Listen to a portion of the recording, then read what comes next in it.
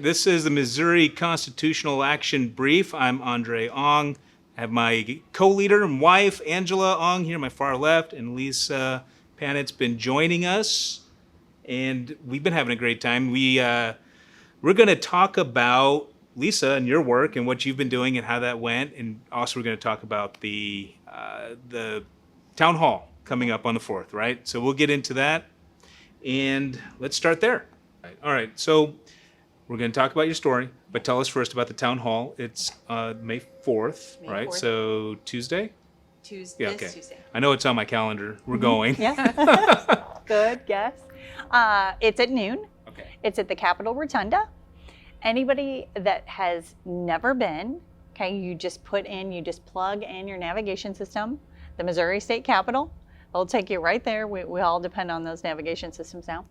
There is a parking garage on Madison Avenue, Okay. the paid parking garage, and there's also meters outside, so you could do either one of those things, which are really important because the first question that people have is, where do I park? As soon as you come in, what you're going to find is you're filtered to one entrance. Everybody will do that because we have security, and so you'll have to go through security. It'll be one entrance. When you come in there, you will be in the rotunda. That's where we are in the event. So it's super easy to find and participate. The town hall is going to really it's letting the victims of the protocols and the guidelines, something that we really haven't talked about much. There's tons of those, tons and tons of those stories. We're gonna let them tell their stories to the representatives and the senators about how they have been victimized during COVID. Victimized by the policies, by the shutdowns, masks, whatever, and how it's affected. So it's a chance for anybody to say your response to what we would argue was not an emergency has caused harm. Yes, absolutely. And there's going to be, the representatives will be there, they'll Yes. be listening to these So stories. the representatives and the senators will be there.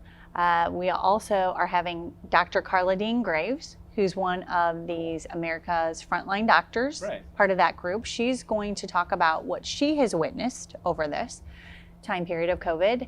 And the victim stories, they will be heard. And after the fact, even whoever comes, we're trying to put them with different people with their issues so that they can go and meet one-on-one with representatives and senators while they're there. Because we want everyone to be able to participate in the process.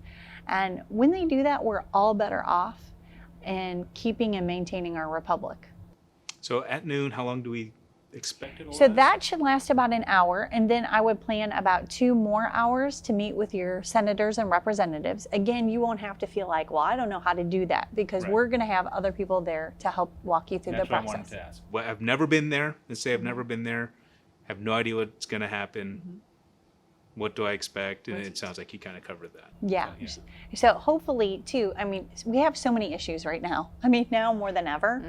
But there should be pretty much someone there that can take you for that issue. So if your issue is the election integrity, we're going to have somebody there, and they're going to go talk to the senators and representatives about election integrity. If it's all about what happened to you with the shutdowns and the protocols, we're going to have someone that's going to be able to go there for you.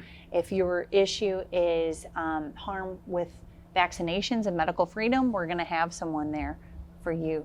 Okay, so it's even an opportunity for some support. Absolutely. So, I think I saw on your site one of the links that you sent me that if I couldn't come, someone couldn't come, they could submit a video. Absolutely. Yeah. So it's a video, you shoot it on your phone, and you've got a place that they can upload the video, and Yeah. we'll make sure that link is with the video, our video here too. Great. So that's cool. Great. And you know, I'm happy to do this. I've talked about it as an activist. I'm happy to do this, but I'm also very sombered by this. It's been very difficult for me during COVID because I've sat after person has shared their personal stories of grief with me, and when you put yourself in their position, it honestly breaks your heart because they're not going to get that time back with their loved ones. They have watched as they were told, you know, with their father, he's saying, they're killing me in here. And the next day, he was on a machine and dead. Things like that, you never get it back. And I said these people are even going to carry this guilt, not just the grief that you would normally carry, but the guilt, or the guilt because you couldn't have a funeral that was a proper funeral. Right. The stories I've been told with the kids with the mask and kids with special needs, and there's someone that just called me the other day that's a teacher, and she's deaf. So she actually had her dad call me. So her dad was the one that told the story for her, but she hasn't been able to work because they told her she had to wear a mask. This is someone with a disability that she was told she cannot work without this mask. And her kids can't understand her. They have these disabilities as well. And so she has not been able to work this whole time. And now she's fearful that she's going to lose her job at the end of May. They had her out on sick leave. I mean, she's not sick. But they used it. Yeah. Wow. Yeah, I That's- mean, those stories, I mean, they just go on and on. They do. The people that have been kicked off of airplanes Yeah. with a little child that wouldn't wear a mask, and their luggage is gone. It's off to another country, and they're not going to get it. And they're told, no, I'm sorry, you can't. Yeah. It's just, We haven't heard most of the stories. You know, what we have heard are the big stories, right? The ones that made national news. We've heard those. We've heard those come across media and stuff, but typically conservative media will hear those stories. But the everyday, people and what's happening, and we haven't. And I don't think the legislators have heard these stories either. Well, and I've tried to retell them, but I became a little frustrated also because they become somewhat dehumanized in that place because they're not in the midst of you and I. And so for me to tell them what's going on and how they need to be providing these protections, some of them, they're just looking at me blankly. And I think, no, you need one after another in here to tell you, like, they're not getting that time back, to tell you that their kid had to wear a mask and is passing out. To attend school, they're having to wear a mask, they're passing out, and at times in their own vomit.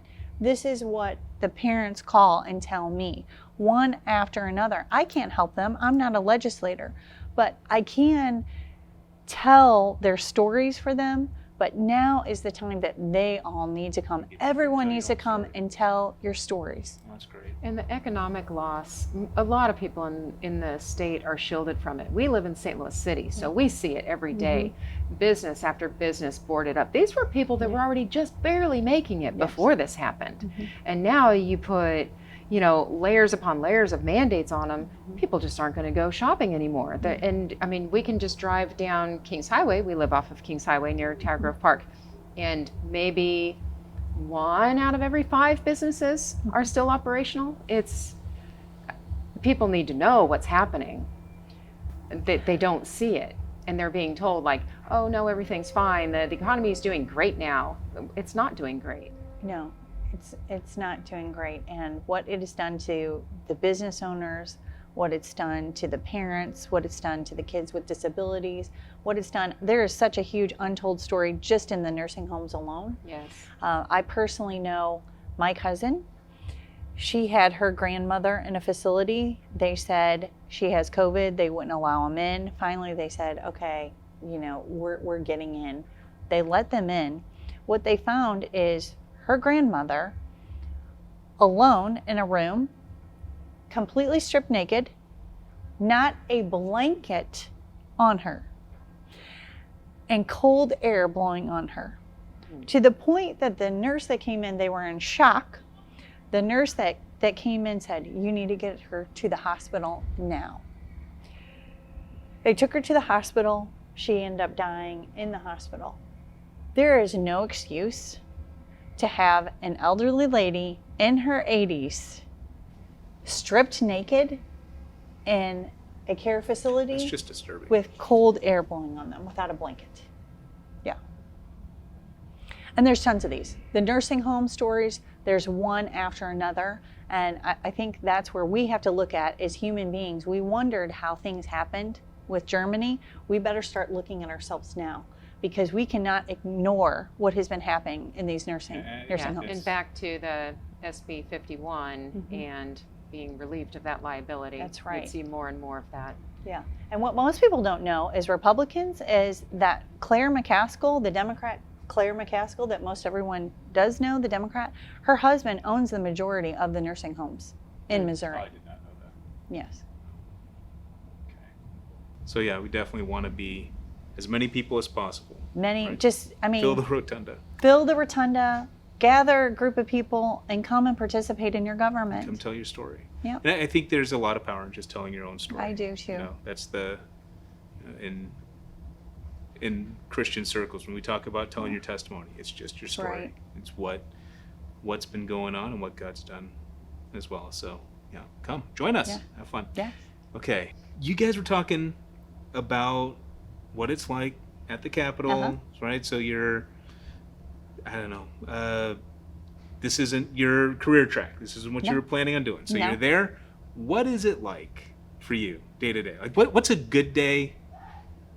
When do you, like, what gets you up in the morning to drive out to the Capitol and do And do what this. you do? Well, a good day is a day like the day that we passed the heartbeat bill. And that is when the heartbeat is detected, then you can't abort the baby. That's a good day in the state when you can pass something like that and you say, we really did something good for the people. I wish we had more of those days. Unfortunately, we don't. But there's a lot of frustrating obstacles that you have to overcome in being there. But I look at it as the ministry that I believe that God called me to. And I am I'm honored that God called me and felt like I was worthy enough to go to that place and present him. And hopefully I present him rightly in that place. I think some days you might have some legislators that say, no, you don't, because I'm quite the truth teller. And to me, truth doesn't, have an R next to his name or a D next to his name. If you're not doing the right thing, then I'm just going to tell people the truth. I've wrote bills, I've wrote amendments, I've helped them during filibusters. I prayed with them. We've given letters over that other people have prayed for them. No day is ever the same at the Capitol. No 2 days ever are the same at the Capitol. But it is a blessing and an honor to be able to go and participate. And I would encourage anyone that feels like they desire to do that, to do it. And I train up young people, I train up church pastors, I train up anyone that is willing, that wants to go in and participate, to do it with your issue. Because even though your issue might not be my issue, when you participate and I participate and you participate, we're maintaining this republic together, Right. and it looks a lot better than when we're just allowing the government to rule over us and lobbying groups. That's who participates in government in Jefferson City, just like in DC. Lobbyist groups. They circle outside, they're waiting for them outside their offices. That's who's talking to them. Those lobbyists are getting paid for an agenda, and it's not our agenda. It's not to represent the people. If we are not there representing, then I can assure you our rights and our freedoms are being sold down the line for some special interests. So if you were to give people a charge right now, if they want to continue to live in a free state, a free country, what would be the biggest steps you would tell them to take personally? I would say personally, decide where you want to get involved and begin to educate yourself. I think what you have been doing already, teaching the Constitution in some ways, that is you need that foundation. Like anything, we as Christians, we use the Bible, right? You need to understand your U.S. Constitution and your rights, and then you need to build on that. You need to understand the Missouri Constitution. Because if you understand the Missouri Constitution, I explain it like this: if you don't know the rules to the game, you don't know how to play the game. If we're playing Monopoly and we don't understand the rules, we're not going to win. They're going to win. And they're never going to educate us. They don't want us to understand the rules. If we understand the rules of the Constitution, then we understand you can't pass a bill like this. We know when to rein them in. We know when we have the ability to sue and when we don't. So that's very important. That's what I would say your steps are that education process, and then the participating. You have to do It's not enough just to be educated, a student in it. Go in. I want to talk about that, but first, and this is, as we've been doing the Constitution Alive and Patriot Academy Yeah.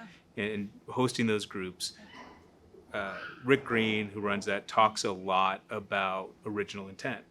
That he and Dave Barton and Tim Barton were teaching the original intent of those who founded the country, Yeah. who ratified the Constitution. We're going back to original intent. In my training as some of my education as a pastor and a chaplain, we talked about exegesis, which is the same idea. We go back to what did God intend when the scriptures were written in context, in the culture, and then how do you bring principles from that to apply to your life and into society. Okay, so that's, to me, it's basic, right? When I started hearing original intent, like, well, that's just exegesis. What did he mean? Yes. But what I'm hearing and what we keep running into is this idea of the Constitution as a living, breathing document, which really means we can make it mean what we want it. And it sounds like that's happening at the state level, and probably at every state. Absolutely. Absolutely. Yeah. So you have to understand, I think we know this in our gut. We know someone else is ruling over us. We just can't put our finger on who it is and how they're doing it.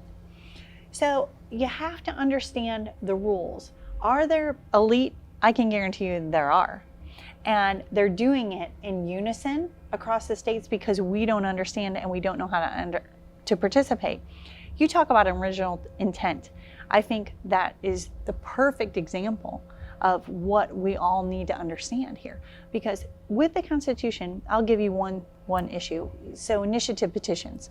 We found that initiative petitions in our state have gone off the rails. And now they're just used by elite to almost add things into our Constitution. Explain what that is.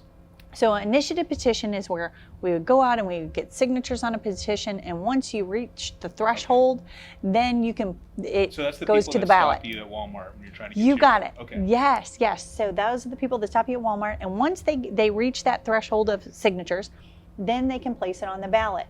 They're getting tons through. What do we also know about things on the ballot? Well, most of us here understand that we have Dominion related machines in our state and in our Hart Civic. So we've got a lot of election integrity issues that we should be concerned about in our state, in the big cities, primarily. If we have that and things are going to the ballot, they are essentially making laws, even more than laws, because they're going into the Constitution, so they're more absolute by de facto. They're going around us doing that. We had some debate about initiative petitions. And we had different legislators telling us why their ideas were good and how we should create legislation to rein some of these in. I didn't like their ideas. And we started to debate about what those should look like. I went into the Secretary of State's office. He has a library in there. And it is all the debates that happened over the U.S. Constitution, the Missouri Constitution, not the U.S., the Missouri Constitution, and it is volumes of those books. And I went back to the debates on initiative petitions. You could read in their own words why they were doing what they were doing. So then I was able to present that case to the legislators and say, no, it's right here in their own words why they were doing what they were doing. And by the way, they were very concerned because we just came off of a civil war. So they understood very well what happens if you can't work with your fellow citizens, because the next thing left is just arms. And they didn't want to go back there. They didn't want to go back to that place. So you talk about that original intent. We have so many opportunities to understand the original intent. And I tell you, our founders in Missouri, I mean, I don't know if they were as good as or better, but they were smart. I mean, I've read their debates, and we should entertain as many of those as we can to understand government. So I want to get your thoughts. Yeah. Titus 3. Okay. Paul told Titus to remind the congregation, he said, remind the people to be subject to rulers and authorities, to be obedient, to be ready to do whatever is good. And then he goes on about some character. But he says to be subject to rulers and authorities. And I think this is what I hear a lot. Or at least it's the sense I get from Christians. well, Scripture says to be subject to rulers and authorities. And obviously, at the time, and I've heard this in sermons, at the time they were being persecuted, right? Christians were being chased out of their homes, they were being murdered, they were being martyred. There's all kinds of horrible things going, and Paul told Titus to tell them to be subject to the rulers and authorities. So bring that into the mentality today, and we look at Christian conservative, and they have the same thought. What would you say? Like, why should I be active if I'm supposed to be subject to these rulers and authorities? Well, I would say on two different levels. The first level, you have the Missouri level. So who are your rulers? Who are they? Because Article 1, Section 1 says that all political power is vested in the people. All. So if all the political power is vested in us, then who are we subservient to? Who are our rulers? Right, just the consent of the governed, right? Yes. On both levels. Yes. So we are. Why? Because we fall under line of the divine God, right? The U.S. What about the U.S. Constitution? We have a republic. You know, you have to understand this republic. What is the difference in the form of our republic? The people participating in that. We cannot just allow ourselves to be a democracy where it's mob rule. We cannot allow judges and the judicial branch to decide for us. That was the most minimalistic, I think we know, of branches, right? That was intended to be. That's why they didn't even have their own court, right? Their own building. And we can't let legislators legislate us into tyranny. That's why we are the balance of that scale.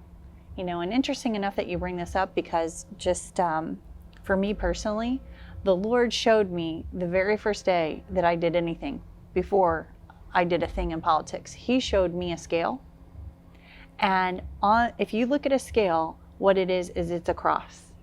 And that was the very thing. And he said to me at that time, the scales of justice are too big a burden without the cross. And I've carried that in my heart ever since, because now we have such a justice rhetoric, right? But we can't carry justice ourselves. Without Christ in it, it is too big a burden, and government's too big a burden to bear, and that's why it rests on his shoulders. That's And if awesome. we go back to It's our own fascinating. independence, you would have been able to ask that same question, right? Well, you should be subject to rulers and authorities, but Britain broke the contract, and these guys are breaking the contract. Yeah, and you go back to the We have our Constitution, and that's constitutions, why and they they're said it's breaking based them. on nature's law, right? And right. the God of nature. And these are basic, unalienable rights. You cannot remove. And you have to, that's the point where you have to say, we have to go around the government that's established to be faithful to God. That's right. And I believe that. So it's really interesting. I like to ask that to get that response. So then, when you hear the word duty, civic duty perhaps, what comes to mind? You know, that's a hard thing, because to me, civic duty, I didn't participate 10 years ago, and I feel like I was being faithful to the Lord, and he called me to this. But there is somewhat of a civic duty if you want to live in a free society. And so I think that at least the Lord's calling a fraction of us, right? Like, in the revolution, did you have everyone that fought? No. You know, you had pacifists, and I believe that they knew the Lord, and that was their duty, is to be a pacifist. But there are those that are called to participate in and stand up for. So I think you just have to kind of weigh that. What is the Lord telling you? But if we want to live in a free society, we better really think about that question, right? Do you think Missouri is sliding into a socialist society? I mean, aside from the rest of the country, do you think Missouri is moving that direction? When I see the bills that come out of Missouri, I don't see them moving in the right direction. I see the majority of them moving in the wrong direction, with the exception of a couple that every session that come from the people, those good bills come from the people, and they do a media circuit revolving around those two bills, and they almost fight about who's going to have those two bills. They could be doing good bills the whole entire session, and they could be passing everything that is wonderful that we would love and support. They don't do that. But those are the only two that you're going to hear about. You're not going to hear about when the dust settles about how they wanted, road taxes, or how they were giving Amazon credits, or how they were wanting to give special interests to who knows what, or that the governor ended up with a special treasury. You're not going to hear about those things. It doesn't mean they don't happen. And under a super majority of Republicans. So are we fading into that? I say just with the rules alone that they operate in and they choose to participate in, yes, we are. Because it was meant to be one of 163 in the House, and instead they have acquiesced all their control into 2 people. Okay, now I'm glad you brought that up, Yeah. because I was going to ask. So talk about that. Well, so the way that it's formed is every single representative is supposed to come in and have an equal say. And we think, well, how do they vote these things in, right? And ideally, even in the Constitution, every bill is supposed to be read 3 times. That's what our Missouri Constitution says. They have just gone around all of these and created new rules for themselves because we haven't been watching, we haven't been participating, we've been too busy at soccer games, whatever it is, okay? But this is what's happening to us, and now they only read the title of bills. How long this has gone on, I don't know. I was busy watching soccer games too. But there are other things where it's not one of 163 anymore. Right now, the Speaker of the House and the floor majority leader, they have all the control in the House. So what that means is if there's anything that the Speaker really wants to go through, it's going to go through. If there's anything that the Speaker really wants to kill, it's going to get killed. He will use the floor majority leader, so in that way, they do bounce off of one another because the floor majority leader has to recognize a bill for it even to come to the floor. They've just played games with it. We would be so much better with a pure system of letting one of 163, you get to present a bill and it comes to the floor and we all vote on it. And with a super majority of Republicans right now, what they will say is that, well, Lisa, do you really want to see those Democrat bills get to the floor? I'm not scared. Why are they? And I think that's a question we need to ask ourselves. Why are they? We have a super majority of Republicans. Would it be that they wouldn't be voting correctly? If so, we need to know. We need to get those people out. Because what I see now is so many people ask me, Lisa, how many rhinos do we have? Why does it look like everything is rhino? It's because we have set up as Republicans a system for rhinos instead of conservatives. If we just let everybody, get a chance at the plate, then we would see the best of the best come out of the state because it would be on record. On that, if the power is all on these 2, why does it matter if we call our representatives? Because the more pressure that you get, what happens is if there's no voices, they just run roughshod right over us. When they begin to start hearing all the voices, then that trickles back to the Speaker. And he knows then he's on notice. People are watching. And they know at the end of the day, it's going to be him. So he can try to distribute, that off on other people and make it like, well, no, it wasn't me. But at the end of the day, he's going to hear. So we should always include the Speaker Definitely. on all those communications. Yes. Our representative and the Speaker. Yes, you should. That's a great point. How do we change that system? How do we change? I'm sure that wasn't the intent when the Missouri Constitution was written. No. How do we get back to the way to the 163, each having an equal weight? So, there's different ideas, but if it was my idea and I had a perfect plan, what I would say is each one, the representative districts are relatively small and you can move them. So you go to your personal representative that only has a 2-year term, by the way, and say, we want these rules changed. And we're going to come to you with a plan on what the rules change is going to look like, but it's going to actually give your power back to 101 of 163. We want you to sign off on that plan. We want your signature on that plan. And we also want your signature on, we want it to be transparent. So not an electronic vote, but actually a paper vote on record, a roll call vote. There'd be a third tier I would add to that. If they're willing to sign both of those, I would say there would be a third signature. And you will sign something saying the first day of session, you will have a piece of paper that you hold up with your fellow representatives that says, I voted for a rules change, and I voted that we did it with a roll call vote, not on electronic. You're asking a lot. Well, that actually isn't asking a lot, because we think that they're getting something stolen from them. We have to give them the cover that they need to do what they need to do. So it's almost us giving them the cover at that point to say, no, we're all going to be you're telling them united. we have your back. You can stand up. Yes. To get things back. Okay. Yes. And you think That's that interesting. we have the majority to actually get that done? We should, because if we don't, then shouldn't you be I don't think most replacing people the know. representative. I don't think most people know that they're voting electronically and Yes. anonymously. I don't think most That's- people realize that their Well, representative doesn't I mean, have. within the House, we have enough support to get that done? we have a lot of good members in the House. So that's how I would tell you, they're almost more fearful of the speaker. And I want to be very careful to say right now, we have a very good speaker right now that's very liberty-minded. So this isn't to somehow attack our current speaker. It's to attack the system. And so even the current speaker, I told him, the best thing you could do as speaker is give the power back to all of them. But unfortunately they go, oh no, why would I get, once they get Once that, people why have would they power, ever? never want to give it back. That's- Yes, why would you ever give we've it back? proven that historically.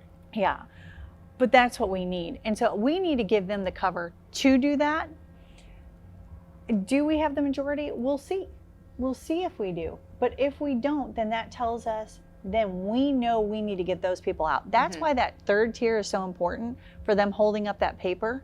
Because if things are done in secret, you and I really can't clean it up. Right. Once they flip that, because they're saying at that point, I'm with you.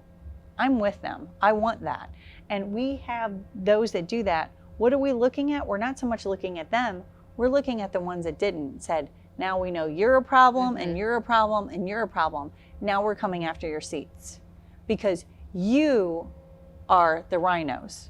And maybe the globalists. I don't think it's really at that level at the House. So, I don't think it's really like globalists in the House. I think that more becomes the bureaucrats inside that are the globalists, but they funnel their plans through the rhinos. Well, I think I definitely want to get back to that. We'll probably talk about that more like at another time, because that might become something that we want to focus our energies on too. It sounds like a longer term Yes. goal, but something that would definitely be worth our time, and I think would get a lot of Missourians, Yes. involved. I want to get an idea of what the culture's like when you go in. You're working with the legislators. Is it collaborative? Is it oppositional? Is it what's it like? It depends on which one. So I can tell you there is a love-hate relationship. Those that love us, and those that hate us. You have to have thick skin to be able to tolerate that if you want to move anything. If you're just looking for new friends in there, you can go in and befriend them all. They're all nice people. Okay, so that's our first mistake. We think that they're somehow not going to be nice people. Nice people do bad things.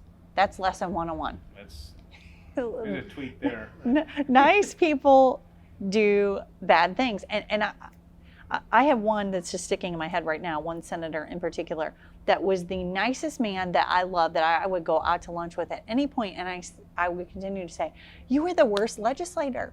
Like, I said it to his face, I love you, like you are a brother in Christ. You are the worst legislator though. Like, we need to just go hang out and have lunch, all that, but you do not represent the people well. There is something in understanding that. Like, I think we've all met people that we're really good friends with and just very nice to be around and we like to be around, but we wouldn't really want to work with them. And would you say that's because they didn't have thick skin? So they were able to just be. Not always. Gosh, that's an important question, because I have asked this question on the regular. Is it because these people are corrupt? Are they getting briefcase of cash? What leads them to move them in this way? And what I would say is there's a different pressure point for everyone. There's a different pressure point. So have there ever been briefcase of cash? Yes, there have. It's extremely rare. It does exist. Is it really that? Usually no. It's usually so simple, like they want a seat at the table. So they want to go to that governor's breakfast and they want to sit at his table.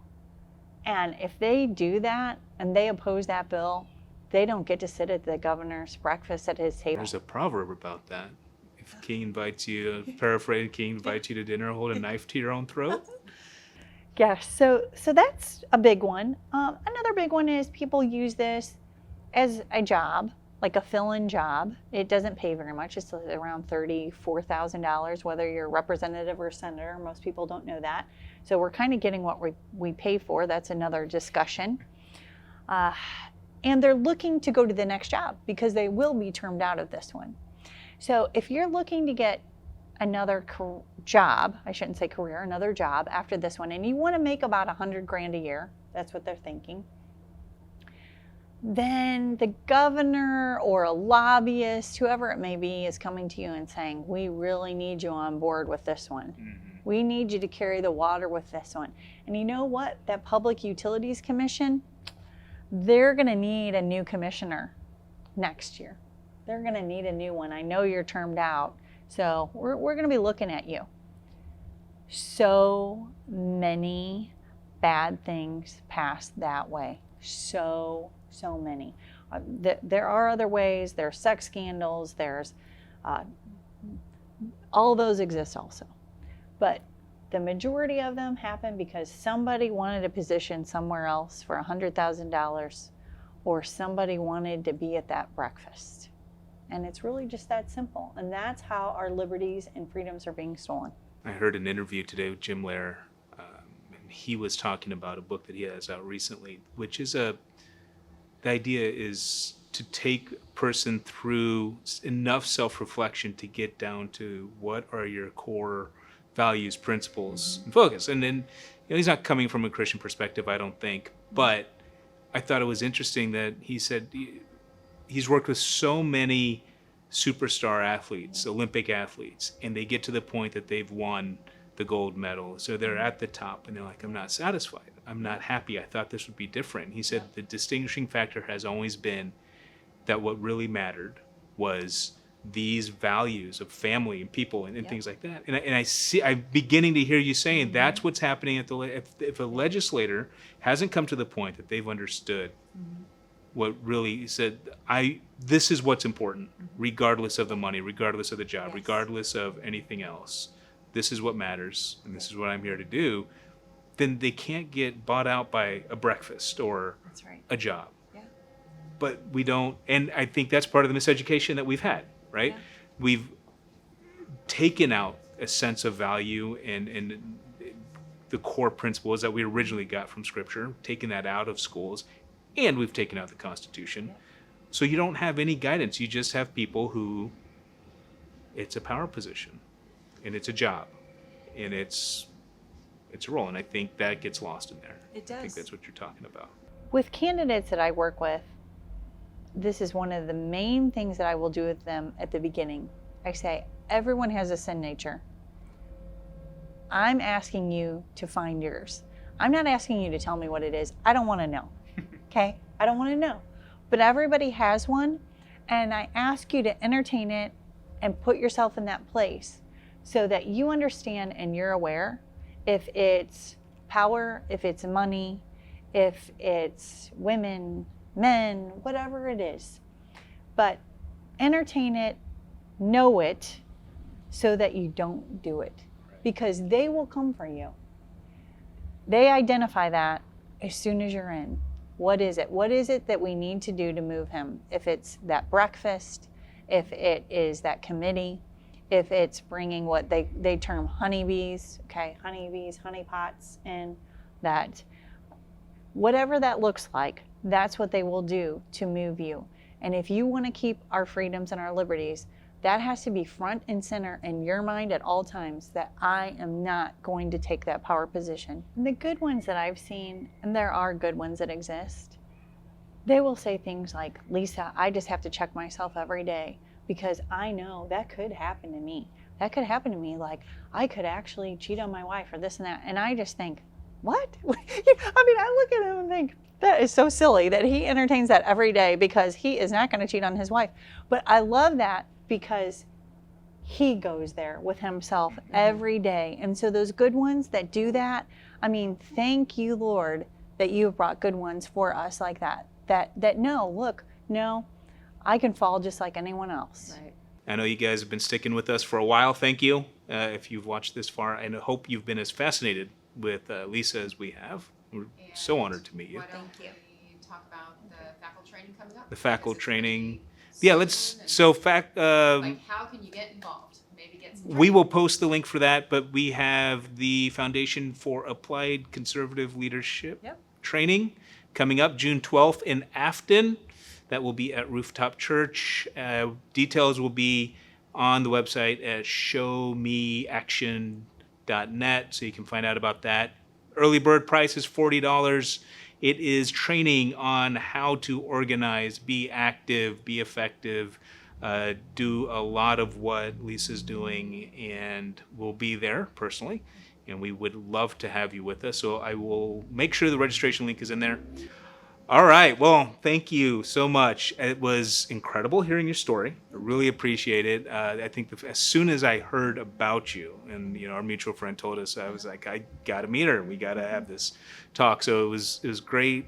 I think it's an encouragement to us, to everyone out there watching. You can get involved.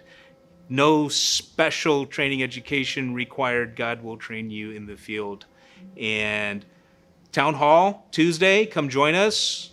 May 4th, noon. We look forward to seeing you there. Invite your friends. In fact, invite your enemies so they can hear the stories as well and understand what these COVID fascist measures, lockdowns, masks, and everything have done to people. It'll be important and maybe heart-wrenching, but it really matters. So we'd like to have you join us. Thank you again. To learn more about us, showmeaction.net, and more about the Constitutional Action Networks, you can go to conaction.network. And your website is ontherecordmo.com. Thank you again.